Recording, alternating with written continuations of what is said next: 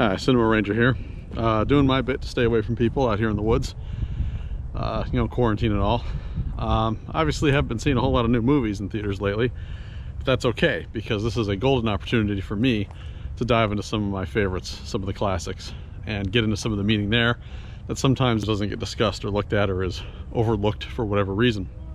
And a personal favorite of mine is 2001: A Space Odyssey. Just a wonderful film, and a lot has been said about it, and I think I can add a little bit to that conversation with today's video. And so maybe from the tagline you're wondering, how on earth does this movie have anything to do with sex? I'll get to that in a minute, because in order to set that up, I want to talk about the film's very famous cut where the early man throws the bone into the air, and then we cut to the satellite. A lot's been made about that being a really cool form cut with the bone and the satellite. They look the same, they're falling in the same direction, but the aspect of that cut that maybe is more interesting from an analytical or academic level is the fact that it's an elliptical cut, and it skips over 4 million years of human development. Of course, the implication being that all of that civilization, history, religion, warfare, everything doesn't really matter. That what we see in the very beginning of the film is, man prior to tools. There is this epiphany and discovery of the use of tools, and then we move into the future where tools are being used at a very advanced level. But the implication of jumping from 4 million years in the past, 4 million years of the future, A, none of that really mattered. All that human development didn't really matter. And B, the tools that we see are being used for the same reason. If you read the book, we know that that satellite we see is actually carrying missiles. And so the idea that the original bone we see is a killing tool and the future bone that we see is also a killing tool is sort of written into the literature of the story. Okay, so let's get to the part that you probably came to the video for in the first place, which is the sexual aspect of 2001. You might be wondering, what the hell are you talking about?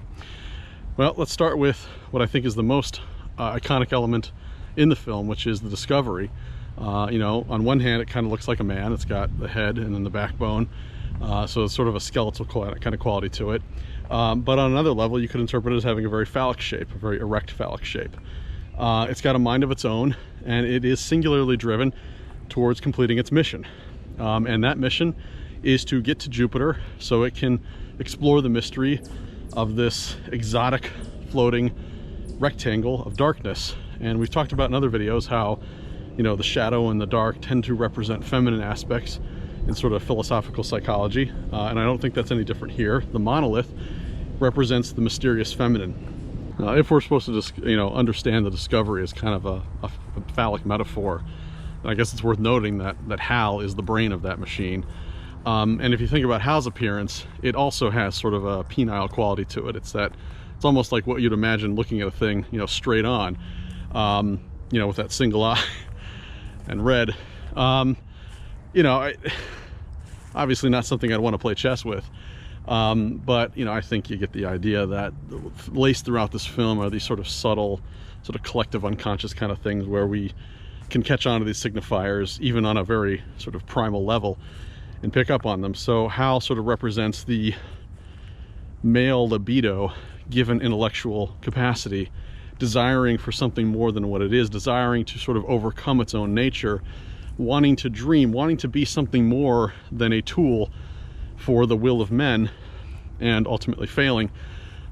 To an extent, we do see the transformation at the end, albeit David's transformation, but still a leap for humanity into a new realm of being that is distinctly unphysical. And so we have this sort of phallic shape driven on its mission to understand this message it's receiving from the mysterious feminine. When it gets there, after a battle with David in which these two forces, these two sort of alpha male forces, compete for which of them gets to, be with the woman, David ultimately triumphing, what happens is the discovery shoots out some white pods from the front, kind of like sperm. Into the black box, which is obviously very vaginal, there is a cinematic representation of creation that happens as we go through sort of light and time. We can get into the sort of intellectual interpretations of what that sequence means, but here we're going to stick a little bit with the sexual ones. And so David transforms, and on the other side we see a baby, star child David. And, you know, I'm not saying this film is explicitly about sex. What I am saying is that it uses sexually coded imagery in order to communicate to our subconscious minds the experience of creation and evolution. After all, hopefully the child overcomes the foibles of the father or the mother. And so Star Child David is sort of a representation of our ideals that the future generations will be able to eclipse the failures of our present generation. And that's essentially it.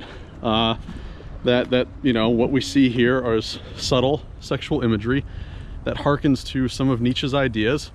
And what I think is sort of interesting about that is, like, you know, Nietzsche was so oftentimes preoccupied with this idea of overcoming or self-overcoming, and the Star Child is distinctly unsexual.